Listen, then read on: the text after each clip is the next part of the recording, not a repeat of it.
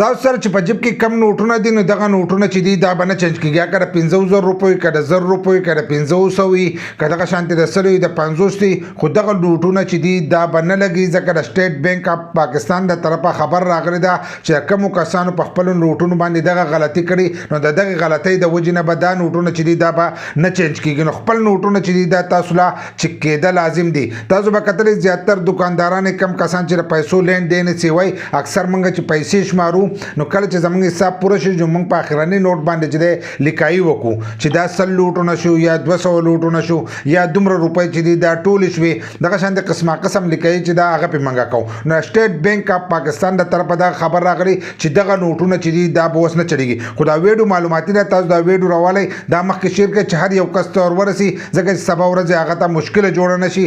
د هر سړي غریبي ده که د 50,000 روپیو یو نوټ ورته خراب شي نو د هغه غټ نقصان کېدی شي. دغه شان د که د 1000 روپیو خراب شي ځکه ثابته ورځ چې دی خلک په 1000 روپۍ باندې اړې کوي. نو داسې نه چې دغه نوټونه چې دي دا ورته خراب شي ځکه سټیټ بینک اف پاکستان چې دی هغو ټایم ورکړی دی چې په دغه ټایم کې دغه نوټونه چې دي دا تاسو لا چینج کېده پکار دی. بل لا زموږ نوټونه چې دي دا هم بدلېږي پلسټک ته راوړي لکه اوس کاغذي دی او دا پلسټک ته راوړي نو د هغې نه مخکې کېدی چې هغو دا قانون جوړ کړی دی نه چې بیا په پلسټک والا لوټ باندې چې دی دوی هم لیکایي کوي او د هغې په تر باندې دغه نوټ خرابېږي. نو ځکه هغو دا نوی قانون چې دی دا اوس جوړ کړی دی نو تاسو له هم پکار دی که ستاسو سره په کور کې روپۍ په دکان کې روپۍ نو تاسو خپلې روپۍ چک کړئ. که ستاسو په روپو باندې په پین باندې لیکایي شوي نو دغه نوټ چې دی دا به نه چینج کېږي. بل لا کم دکانداران کم کسان چې د پیسو لین دین یې وایي او لیکلي کوي نو تاسو له پکار دی چې په پنسن باندې په روپو باندې لیکلي کوئ. په پنسن نه علاوه په بل شي باندې تاسو له لیکل کول نه دي پکار.